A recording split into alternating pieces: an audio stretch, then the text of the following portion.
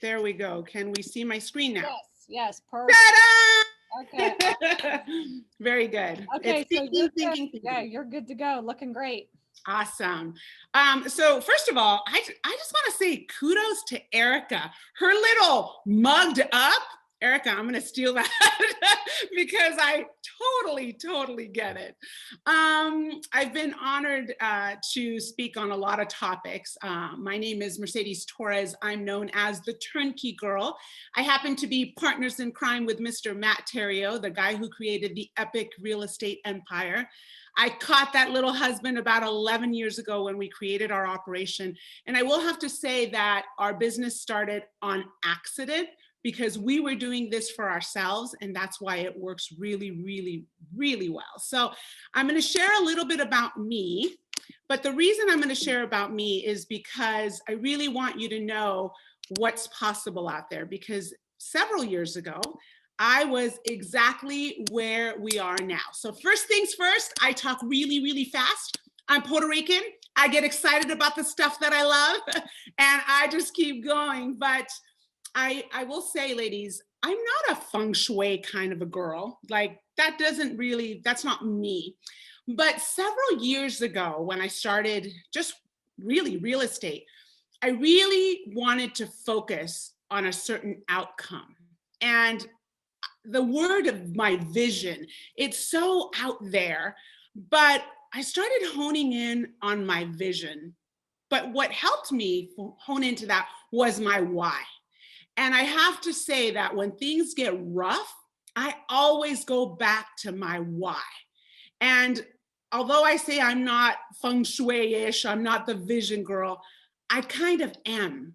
I've become that because it keeps me grounded and it keeps me focused on what I want to create. So just wanted to share a little bit about me because I've been when I started, there were no webinar, there was no Zoom, there barely was Facebook. But what there was community. There were people out there. And I truly have to say that the reason I am where I am is because of community, because of the people that I reached out to. And there was a time where I was ashamed of asking for help. And what I realized through time is that asking for help or looking for a mentor or a coach, it's not a sign of weakness.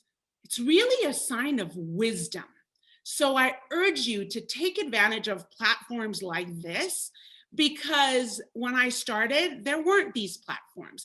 And it took me a lot longer to get out of the rat race and to start creating my portfolio because I didn't know where to go and who to ask and how to reach out. So I started my career in the mortgage banking industry by accident. I went to UCLA. I had my stint in law school. And in my first year of law, I hated it. I was on a full scholarship, so how was I going to let that go? A friend was working for the subprime industry. Remember that? I just aged myself, but I'm so glad I landed a job at the bottom of the totem pole. I was a docker, so I drew docs on DOS. Do you guys remember DOS? That was like 15 years ago, but it taught me how people were buying houses, holding them for 6 months, doing a cash out refinance, and then taking that money and reinvesting it into an investment property. And I was there for 4 years, but I kept seeing the same names come across my desk over and over again. And what I saw was, wait a minute, these people that are getting these subprime loans, they're buying these properties with like 5% down back in the day. And they're stripping the equity to buy another property. And I kept seeing the same names come across my desk and I got it. So I said, you know what? I'm going to try this. So I started doing it myself. I was a W-2 employee. I started qualifying for loans and I started buying properties. And this was around 2006, 2007-ish, the market crashed. I started realizing that I wasn't really good at flipping. I did 24 fix and flips in 1 year. I landed the opportunity to be on a show called Flip That House before any of this flip shows ever existed. And what I learned is that I wasn't a flipper because I didn't have systems. There was just the opportunity in the market that was allowing me to do it. And it dawned on me because there was so much available inventory that was falling short. Hence, short sales were the thing. So I started to creatively learn how to acquire these short sales so that I can hold them. Long and behold, I started getting really, really good at it because what I realized was as long as there's a buyer and a seller and you got a deal, anything can happen. It was around that time that we started the podcast, Epic Real Estate Investing. And this podcast really, really put us on the scene just because back in the day in 2007, 2008, I didn't even know what a podcast was. It didn't even really exist. There was only like 300 podcasts in the world at that time. And I mean, big podcasts like Tony Robbins and Robert Kiyosaki. Who are we going to start a podcast? The one thing that set us aside is the consistency. We created this podcast. In fact, funny story, my husband comes home one day, I was, 7 months pregnant, and he says, Mercedes, we're going to start a podcast. And I said, great, what's a podcast? Because I had no idea what a podcast was. And he started it. But what was amazing is we were teaching people how to do this on our podcast. And people were calling back then our cell phones because we didn't know any better. We were giving our cell phones on the air and they're like, how do you do this creative stuff? So many people asked us to speak at RIA groups and show up in their office to teach what we were doing because there's not a whole lot of people doing it out there. It wasn't really known. Remember, this was a short sale boom because it was one of those things where it was in an unprecedented time for short sales, just like we're living now. We're living unprecedented times. Corona, back in the day, it was unprecedented times because of short sales. That started in 2010-ish, and that would spin off our turnkey division of our company called Cash Flow Savvy. That's where we do real estate for you. So the good thing is I just kind of want to share, because this is all about you, what we're going to talk about today. Okay. So I'm going to explain what creative seller financing is all about. And I'm going to dive into what made my portfolio, because it's all about your price, the seller's price, and my terms. Okay. I'm going to show you a deal that I did during COVID that I just closed a couple months ago. And I'm going to break down the creativeness of where I make my money. There is no coincidence, ladies. Our portfolio is 86 properties thick. And most of them, I would say 90% of them, I never used my own money. And I'm going to show you how to do that. I'm going to show you how to put these deals together, because the reality is, if I did it, girl, I know you can do it. Gentlemen, I know you can do it too. So I'm not discriminating here. So what is seller financing? It's super duper easy. And the reality is that it's such a thrown around term, but it really is about educating the seller. But it's when the seller of a property handles the mortgage instead of a bank. So instead of going to Wells Fargo or Chase or your local community bank, the seller becomes your bank.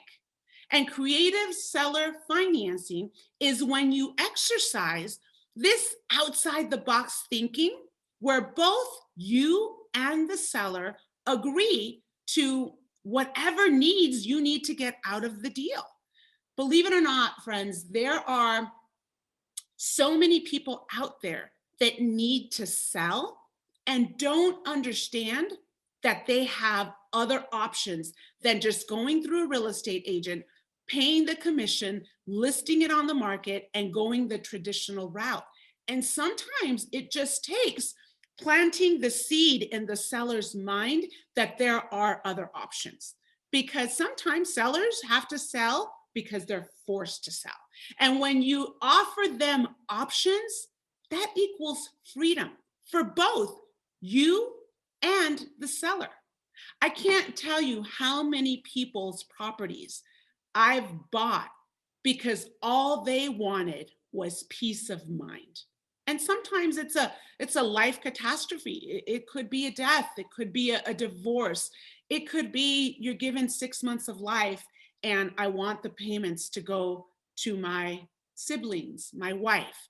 So just because you do a transaction, I've been told, oh, you're taking advantage of the seller. No, I'm providing them freedom from what was holding them back.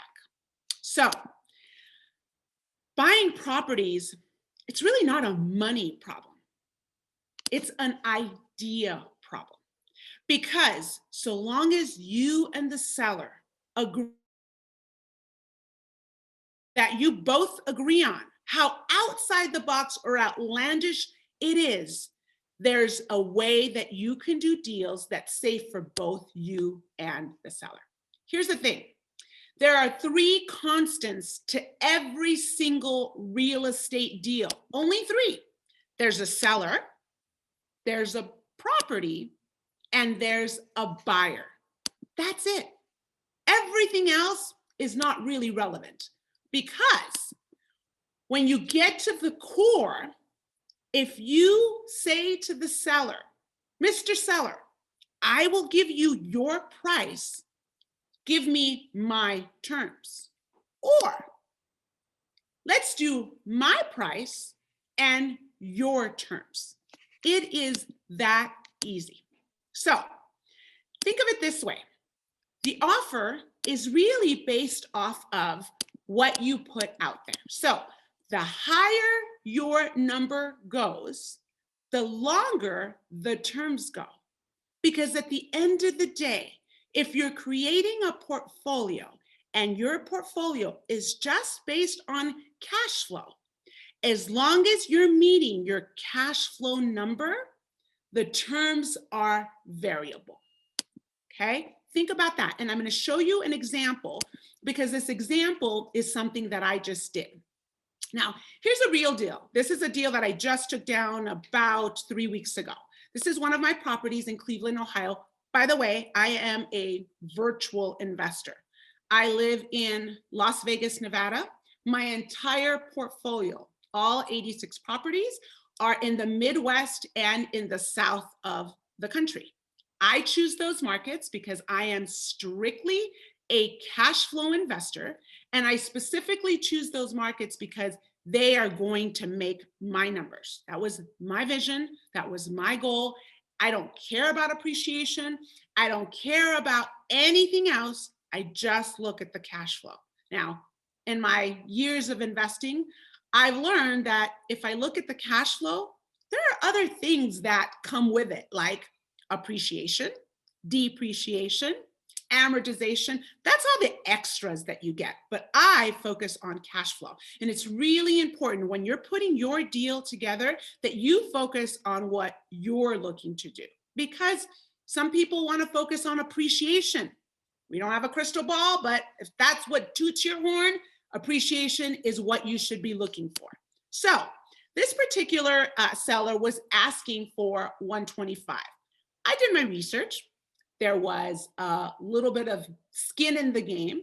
So I knew that if I were to buy this property the way that he was doing it, I was going to be able to cash flow, even if I offered more than what the market was out there. I didn't offer more than what the market was out there, but I offered them $150,000 with my terms. And my terms were 200 equal monthly payments. The reason I did that is because I knew that with the 200 monthly payments that I was still going to be able to cash flow. But I know that even if I did a 15-year note, I'm probably going to cash them out in about 3 to 5 years. Why? Because I negotiated the deal really good from the get-go. I'm going to give you an example, my friends. Ooh, what happened here? Okay, so here's something really important. The foundation of every deal lies within the seller's motivation to sell. And remember, I said life circumstances. Life happens. There are deaths, there are divorces, there are unfortunate circumstances that requires a seller to sell. So don't undermine the seller's motivation. And I'll tell you, one of the newbie mistakes that I made when I started this is I would think for the seller. I would think, oh, there's no way in the world the seller's going to give that to me. I didn't know, because the reality is the seller has a whole world of its own, and I don't know anything about their world. So don't think for the seller. Place it out there, because the worst thing that you can get is a no or a maybe. Here's a real life circumstance. This is a deal that I just closed. When did I close this? It was like November-ish. So fair market value of this property was 143. By the way, this is in Birmingham, Alabama. This is specifically in Center Point. And I love me these properties, especially when there's a big yard, because what I found is these particular properties, when they rent, our typical tenant will stay an average amount almost 4 years, 3 years and 10 months. So I love the big yards, but this is a property that the fair market value was $143,000. The seller was motivated. He needed to get out of this property. He was selling the property for $129,900. The market rent was $1,200. And I knew that, all right, let me do my math. There's about $13,000 in equity. At my stage in the game, that's not enough. I like at least 16,000. I shoot for 20, I'll settle for 16. So I thought, that's not the big deal. So not a big deal for me. Then I looked at the market rents. I am a buy and hold investor. I specifically focus on cash return, ROI, cash flow. So I did my quick and dirty math. I like the 1% or above rule. I was just shy of the 1%. So I thought, yeah, nothing to write home about, but okay, let me see what I'm going to do for you. Because I'm like, I could make this deal work if I think outside the box. So I took his asking price of $129,900, and I said, here's my offer, Mr. Seller. I'm going to pay you your $129,900, but I'm going to give you 10% down, and I'm going to give you 100 monthly payments of $600 a month. Now remember, I'm thinking about my vision, my goal, just cash flow. So then I said, Mr. Seller, on the 101st payment, I'm going to pay you off, pay all of it off. And I'm going to say to him, I will do this deal with you. And he said to me, no, thank you. Not enough for me. I said, all right, because I am that investor and I never let the ball bounce twice in my court. I said, okay, here's my offer. Again, my second offer. So second offer, I did just about the same thing, but I said, why don't you tell me what it is that you want? He wanted something outrageous. So then I said to him, no, thank you. I said, you know what? Why don't you counter me? So Mr. Seller countered. And here's how he countered. He said, my price is $129,900. I want 20% down, which equals to $25,980. And then he said, I'll do a 30-year amortization at a 5%. So that's a payment of $563 a month to him. And he says, I want a balloon payment due in 5 years. So I did my quick and dirty math. I took 60% just for my expenses, taxes, insurance, quick and dirty math. So I knew that I was going to be roughly at $157 a month. Well, if I divided that by my down payment, I was only going to be at a 7% cash on cash return, my CROI. Not so excited about that. Doesn't toot my horn. My minimum number for cash on cash return is around 15%. I'll go down to 12, 13%. But so I responded to him, Mr. Seller, no, thank you. Thank you, but no, thank you. Then I said, all right, let me see. I'm going to counter you again because I never, ever, ever let the ball bounce twice in my court. If you give me a counter and it doesn't work for you, I am going to counter back no matter what. Went back, did my numbers. I said, Mr. Seller, I'm still going to give you your $129,900. Better yet, I'm going to give you 15% down. Remember, originally I had said 10% down. I said, I'll give you 15% down. And I said to him, I will do a 30-year amortization, but I'm going to do a sliding tiered scale for the interest rate. Years 1 to 2, I'll pay you 3.5%. That $495 is the monthly payment that I'm going to be making to him for the first 2 years. And then I said, years 3 to 5, I'm going to give you even more than what you're asking for. You asked for 5%, I'm going to give you a 5.5%. So I know that in year 3 to 5, my interest payment is to him, so is going to be $626 a month. So I even said to him, I'm not even going to do a 30-year amortization. Well, I'll do a 30-year amortization. I'm not going to pay you in 30 years. I'll pay you in 5 years. I will do a balloon payment in 5 years, knowing that I'm probably not going to take that loan that long. But what did he say to me? Oh, this was really important, very important. Thinking outside the box. This is in the midst of a pandemic. There was no evictions, no eviction moratorium, There was no way that I even knew that I was going to get a tenant anytime soon, because these are times that we've never lived. So I asked for a 6-month moratorium on his properties. What did he say to me? Well, I did the math. I knew that had I had this 6-month moratorium, I was going to take my ROI to 29%. Now we're talking my numbers. What did he say to me? He said, you got yourself a deal. I was excited. I was excited because not having to make a payment for 6 months is phenomenal. Here's what went down after that. I always do a physical inspection on every single one of my properties. And I did a market analysis. So I did confirm that the fair market value was 143. And the inspection itself came up with about $3,500 in corrections. Nothing major, but just things around the house that needed to be done. So I said, I need a maintenance credit of $3,500. And what happened? I got myself a maintenance credit. So that just took my down payment from $19,485 to $15,985. Good stuff here. So really happy about that, but it gets better. Because remember I said, I seldom use my own money for my deals? True to word. I said, I'm willing to bet that I can borrow private money for this deal. So my private money was at 6%. Rather than borrowing $15,985 like I needed, plus a couple grand on closing cost, I said, let me borrow $26,000 for this deal, because the numbers still worked at $26,000. So what did that do? That put some money in my pocket. Let me show you the numbers.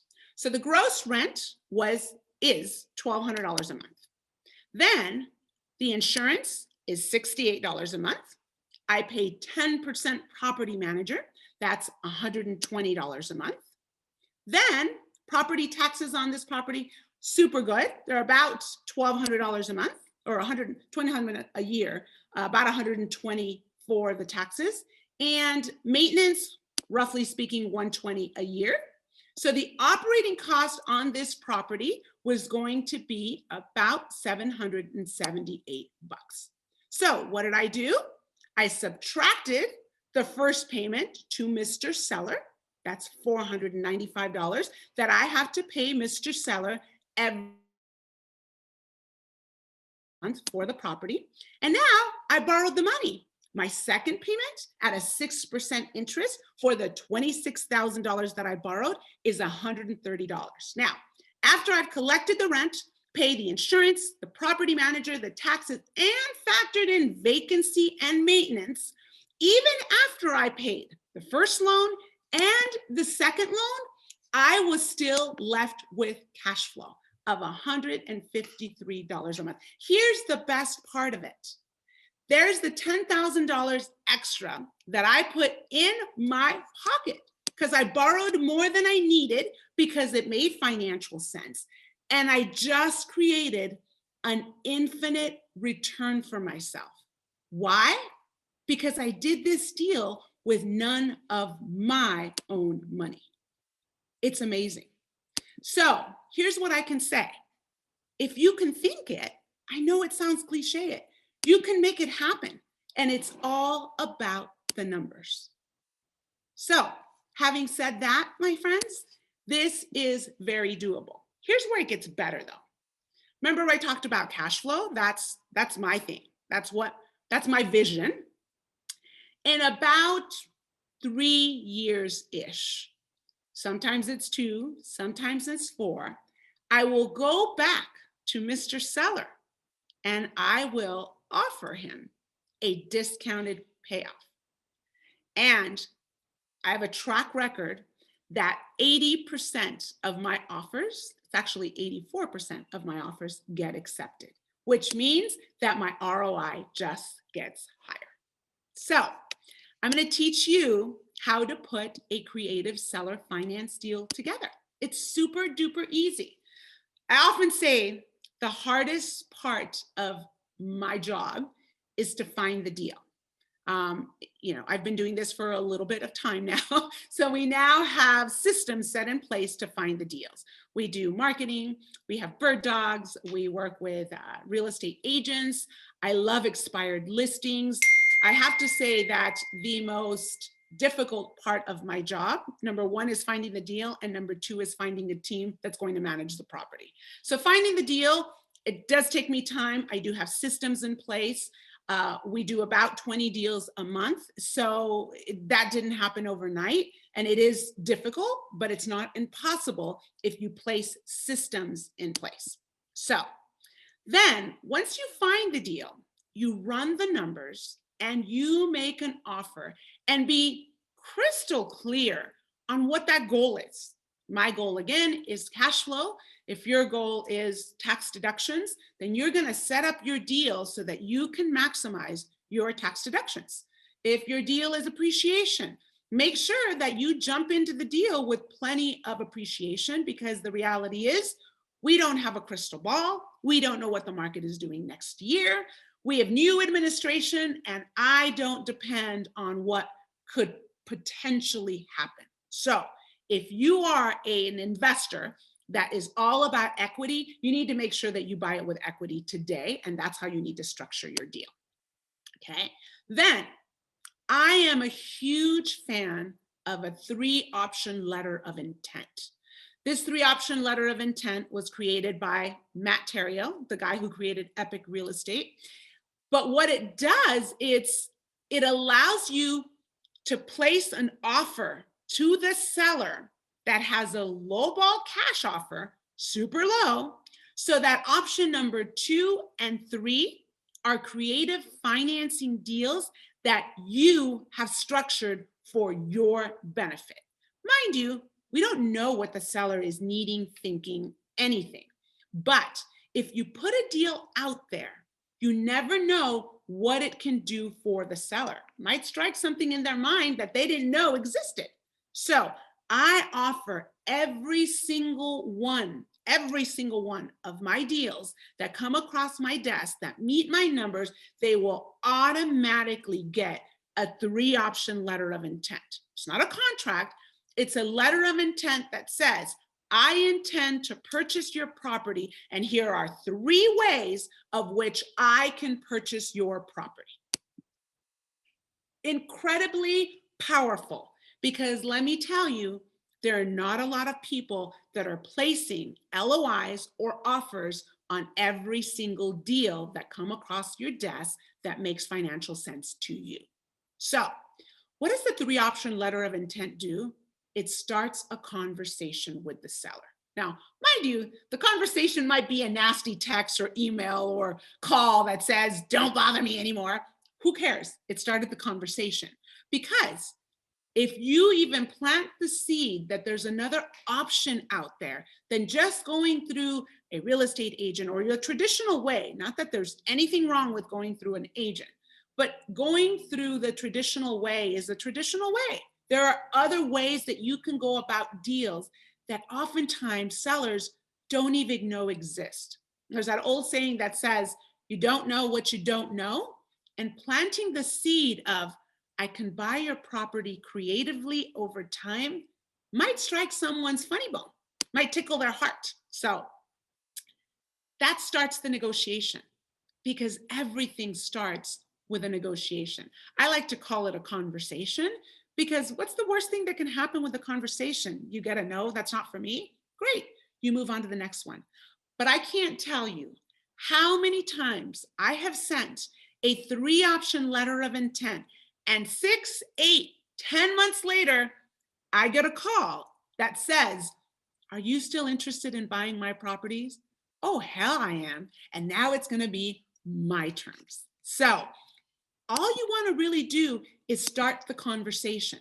It is really important, because if you can get the deal under contract, boom, you have control of the deal.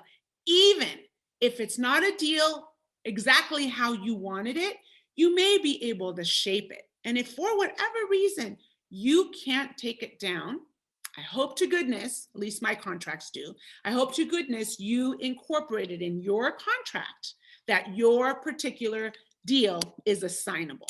So if you can't take it down, maybe you can refer it to somebody else. Now, creative financing, it is absolutely easier than you think. And the reason it's easier than you think is because you have all the control in the world to create the options that you want to create.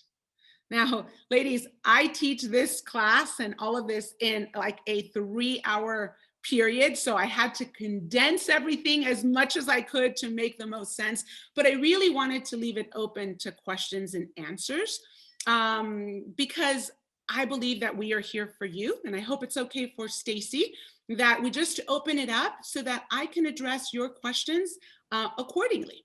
So if you want to reach out to me to figure out how I do this, I run a turnkey operation. I've been doing this for 14 years. I am gladly available to help you, to answer your questions, and really to help you scale your business. Because ladies, if I created my portfolio, I know you can do it too. I'm really lucky that I get to live the dream. I've shaped my life to what I want it to look like. I'm still shaping, but there's hope so that you can do the same thing. So Stacy, would you like to open it up for questions? Yeah, we got lots of questions. So here, let me I love it. So ladies, we have about 15 minutes for questions at most, right, Stacy?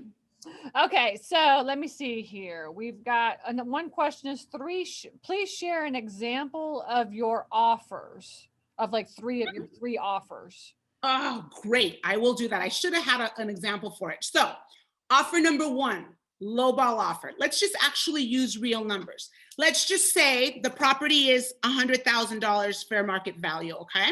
So 80, I don't know what your numbers are, but I would offer $70,000 on that lowball offer. All cash, closed in 5 days, no questions asked, no inspections, no anything. I'll take it on the way it is. 70K cash.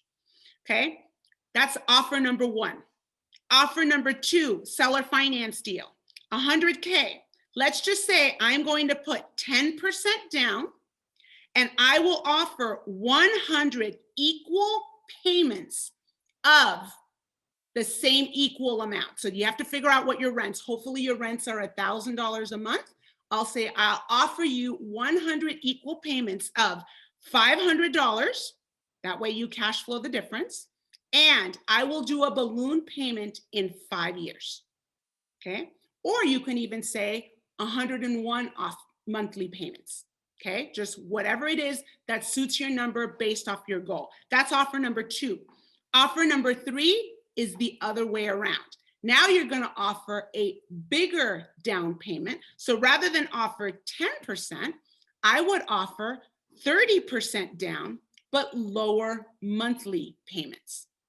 because all you want to do is get the person to start thinking about an outside the box offer.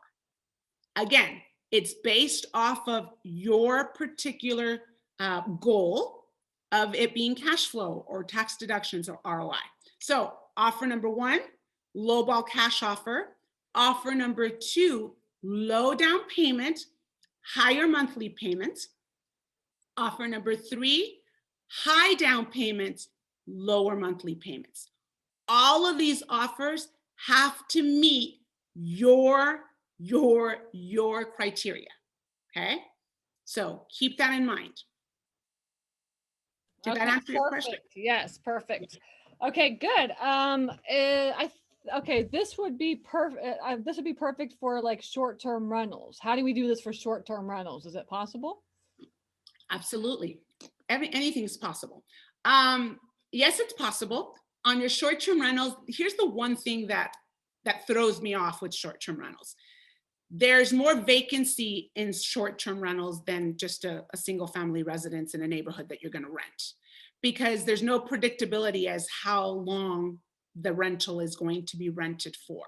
So the answer is yes, but you're going to have some background as to what that short-term rental, what's the vacancy, and be crystal clear on the vacancy. Because remember, when you're making this monthly payment, the idea is that it's nothing out of your pocket. So think about it. For the times that you have the short-term vacant rental, it's coming out of your pocket. So for that deal, you definitely want to do smaller monthly payments so that if in case you have a vacancy, it doesn't hurt your pocketbook. That answer that? Perfect. Okay. Cool. And if you have any other questions, put it into the chat. Let me see what else. What else do we have here? Is okay, that's in the market. That's okay. That's in a market that stays booked. Oh, with traveling nurses is what she was saying. Oh, traveling. Oh, perfect. Oh my God, that's a great market. So great market. There's no vacancy. It's easy for you to strike that deal. Okay, so now let's talk about what your terms are. So what is it that you're looking for? If you're looking for cash flow, then you definitely want to offer a lower monthly payment, maybe a little bit of a higher down payment so that it's enticing to the seller. I always start lower. Here's the secret to that, Ms. Short-term rental with nurses. The secret to that is offer a tier interest rate. Because what you want to do is you want to pay as much as possible of the interest of the principal. So offer a low interest payment if you can for the first 5 years. Because if you decide on year 3, this is a great rental and you want to pay it off, or you want to offer a discounted payoff, hint, hint, this is where you get to do it. And the more you put down on your principal, or the more the principal is brought down, the more money in your pocket. That makes sense.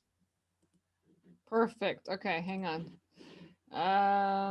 How are you funding your balloon payments, with private money or what's the terms? It depends. So it depends on where it is. Sometimes it's my own money. Sometimes I have an investor that says to me, Mercedes, I have $50,000 in an IRA and it's not doing anything for me. Can you put it to work? And if I know their IRA is making them 2%, and remember in my last example, I'm making a 29% cash on cash return, I don't mind offering my investor 6% if I'm making 29, because remember, it's an infinite return.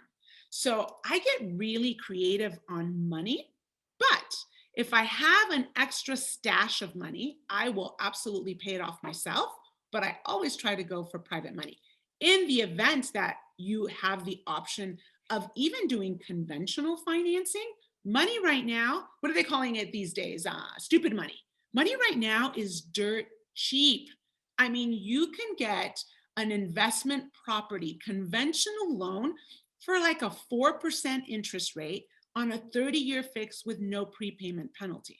Now, this is a Freddie and Fannie loan product, but the reality is it's less money than you would have ever thought. So you can do a cash out refinance, pay off Mr. Seller, and now you have a mortgage at 4%, 30-year fix with no prepayment penalty. So you can even get creative on the payoff. Awesome. Okay, so there's a caveat. The home needs a rehab. Now what? Remember, I borrowed $26,000. In most cases, if it makes sense, you can borrow money, more money than you need, if you use the property as collateral. So I only needed $15,000 for that property. I borrowed $26,000. I put roughly in my pocket about $10K. So if that rehab needs $10K, use that $10K for that. You're still creating an infinite return. Now, the reality is with that deal, I could have borrowed up to $32,000, but then I was going to be breaking borrow the money for rehab. And let me tell you right now, hard money lenders or just lenders in general, they need collateral. So they're lending. They're very, very willing to lend, especially if you're putting them in first position.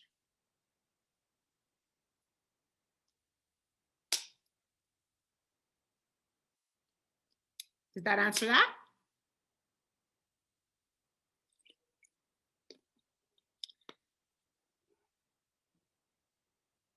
Okay, sorry. I thought I was off mute. I'm sitting here talking to myself. I get it. Oh my gosh, it's been a long 3 days. I know. Let me try to find, okay, I think any other final questions for Mercedes on seller financing, owner financing is kind of the same thing. So any other final questions? Let me see, hang on. So we've learned today, today's like creative deal structuring day. We've done subject to, we've done lease option, we've done the seller financing. So everybody should be able to be like going out and say like, looking for some houses now, at least have an idea of it.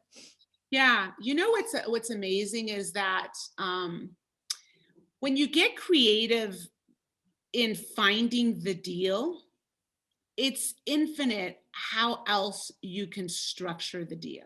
And sometimes I had a student of ours say that he places a little flyer at Starbucks. It's like, I would have never thought, it's like I buy ugly houses. I never thought that people go to Starbucks to read the billboard that says, I'm looking to buy your house cash. Does he find houses that way? That's one of his, he's a bird dog and he finds houses every way. But yeah, one of his little local coffee shops that he posts his little thing up there. And he says he's gotten 3 deals out of that, 3 deals in 1 year. Not bad for just posting a flyer. But the one thing that's good with this kid, he's a kid, he's like 23 years old. The one thing that's good about this kid is that he's consistent. He goes in there every day anyway, and he changes the flyer every other day. So the people that go and see him or go to Starbucks see that flyer every single day, a new one. And what's it take him? 30 seconds to print it and 30 seconds to pin it up? And it brought him 3 deals? Creative outside the box for sure, because I would have never done that. Yeah.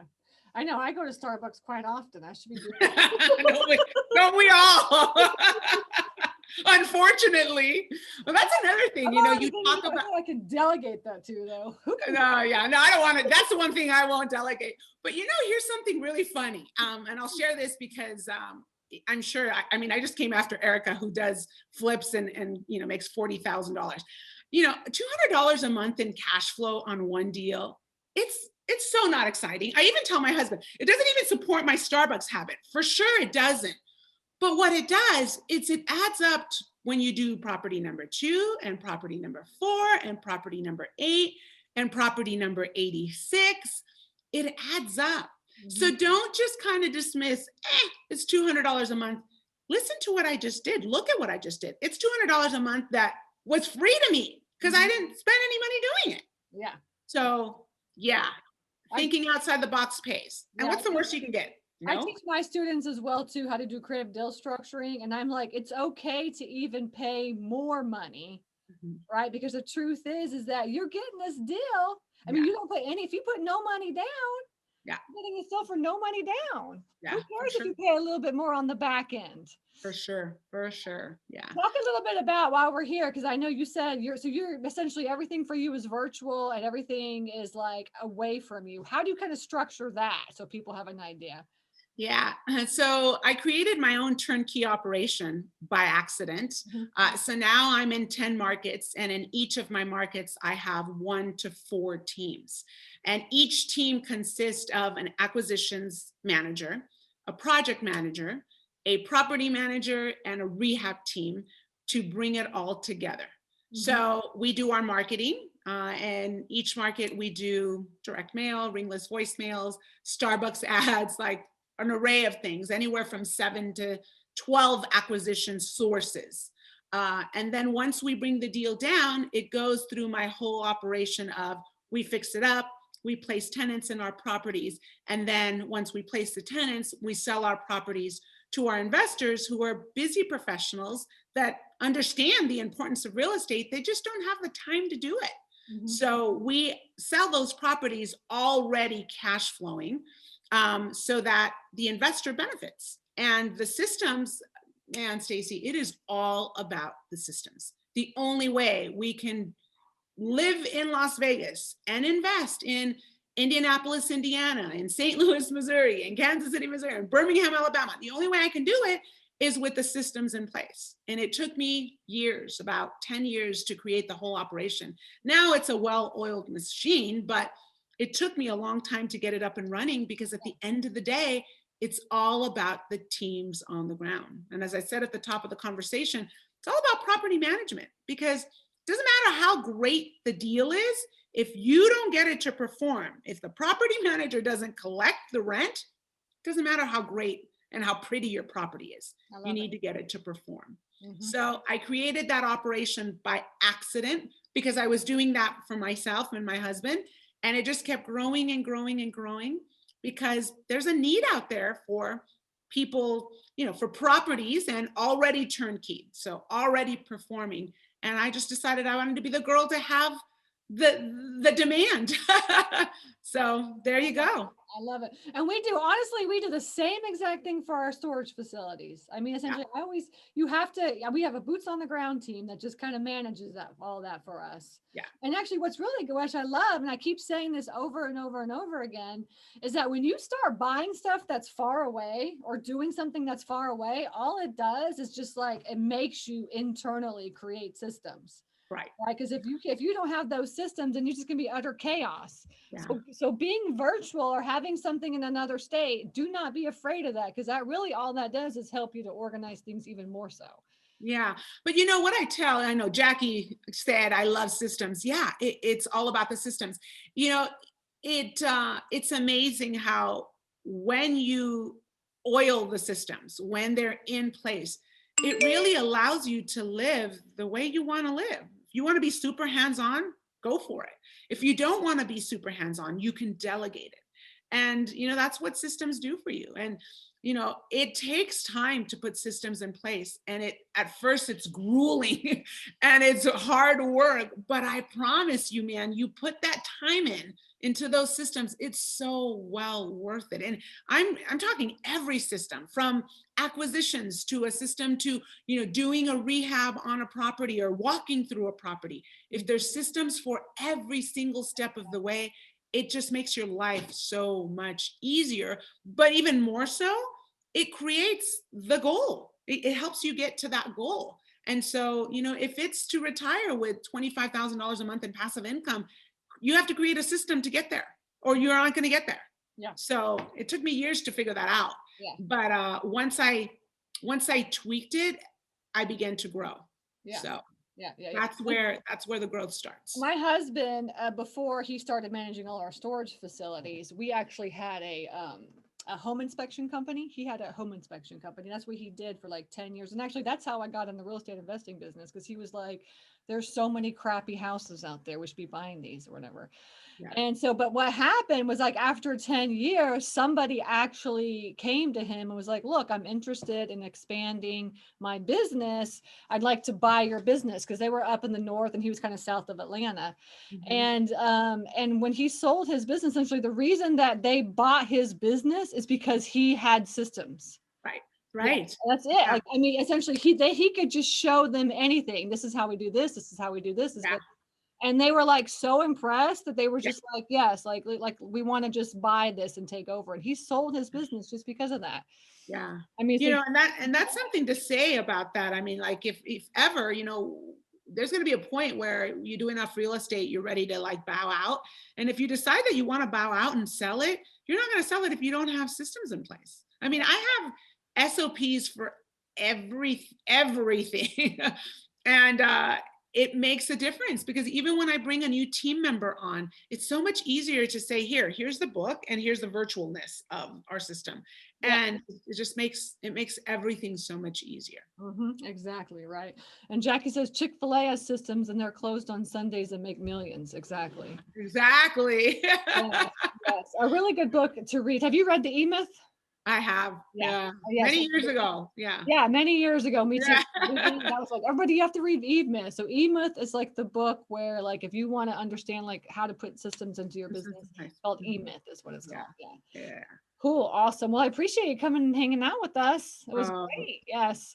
I just love listening to, especially other people that do the creative deal structuring, how they do it. And, it's all kind of the same, but everybody has their little twist on it. So it gives you, even for me, I'm like, oh yeah, there's some good pointers there. Yeah. I never thought, I learned this from one of my mentors. I still have mentors to this day. Yeah. I believe mentors and coaches are just, I'm never going to know it all. And you don't know what you don't know. So yeah, I don't care how big my business is. I still have people that I look up to, admire, and I still go to their sessions. Anyway, so one of my mentors said, just because the deal is done doesn't mean that the deal is done, because there's the deal after the deal. That's where I offer the discounted mortgage after 3 years. My sweet spot is kind of 3 years. Yes. Deal after the deal. That is awesome. Because I tell you that, yeah, I made a 29% cash on cash CROI, but the reality is it ends up being like a 34% or maybe even a 42%. I'm just doing the math in my head after I pay it off at a discount. So, I mean, think about that. You're buying a property with a 42% cash on cash return over 3 years. Like, what stock pays you that? Yeah. I don't know what, Bitcoin's not even that great right now. So it's like, think about it. Just because the deal's done doesn't mean the deal's done. The deal after the deal. That was the bonus for staying on. Yes. He's talking about and you have a 5-year note or a 10-year note, and then halfway through you just go to the seller and be like, what if I gave you X, 70 cents on the dollar for this house, and I just paid it off right now. Yeah. And some sellers will take that discounted price. Yeah, because the reality is you don't know what's going on in their world. Mm-hmm. And, I talked a bit about, this is a people business, a relationship. I'm that crazy, cheesy girl that sends Christmas cards to, and birthday cards to our sellers. My seller will never forget me. I put that on automated. That's another system. So we have a system for that. We don't even ask them for the date of birth. It just happens to be on the paperwork for the seller financing. So I take that date of birth, and then Christmas, everybody gets a card. And so I hit them up 2 times a year. So when I hit them up for that, hey, how about a discounted, offer? They're not shocked that they're hearing from me, because they heard from me for the last 3 Christmases and the last 3 birthdays. Mm-hmm, mm-hmm. So yeah, and I'm always throwing out the word capital gains. Yeah. You don't want to pay any capital gains, do you? That's a good one. Investor. Yeah. Why don't you don't pay any capital gains till later. That's so true. Jackie's saying that she does Thanksgiving cards. I didn't think about that one. Thanksgiving I should probably do Thanksgiving instead of Christmas. Because then I say I'm grateful. Thank you for that perk, Jackie. Things. I do Thanksgiving cards to my members. Oh, I like that. But yeah, because you're grateful. That makes sense. That makes all the sense. I'm very grateful for my members. Yeah. Awesome. Okay, cool. Well, thank you for hanging out with us. You're amazing. You're a badass lady. A pleasure. Well, you know what? It's Sunday. It's just about noon over here. It's time for mimosas, lady. I know. We should have mimosa hour. We should have had a happy hour. What's wrong with you, Stacy? You're slacking. Happy hour. If there was only a way for us to do that, I guess we could all just like had a mimosa. Everybody, if you want to have a mimosa, I don't have any mimosas here though. You Yeah. can always have one with us. That's funny. So Linda asked me if I do send out cards. Linda, I do use send out cards. It's amazing. So yes. And Virginia said wine. Awesome. See, ladies, my kind of girl. My kind of girl. Yeah. Awesome. Awesome. Awesome. Well, thank you for hanging out with us. You're very welcome. We'll see you again another time. Absolutely. Have a great day, ladies. Happy Sunday.